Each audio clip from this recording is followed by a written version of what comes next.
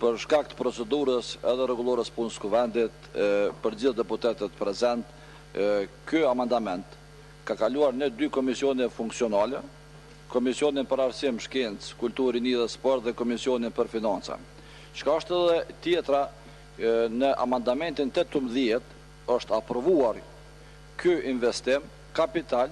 dhe nuk mundet tani me një propozim të hiqet një pjesë amandamentit të 18 e pjesa tjetër, ose do kthehemi pastaj për shkak procedurës rregullores në fillim të rishqyrtojmë gjithë amandamentet e votuara dhe nenin 18 ta kthejmë edhe në votim që s'kemi drejt me këtë nenin 18 më ndër votim sa nen është votuar me shumicën e votave të deputetëve, është çështje e përfunduar ajo, mirë po mua më befason fakti dhe ngurrimi i ministrit të kulturës, rinisë dhe sportit për të investuar në këtë stadion. Kjo mua më befason, për arsye se në stadion, e thash, është bërë një fazë e investimeve dhe unë besoj që edhe ministri e din që në stadionin Olimpik Adem Jashari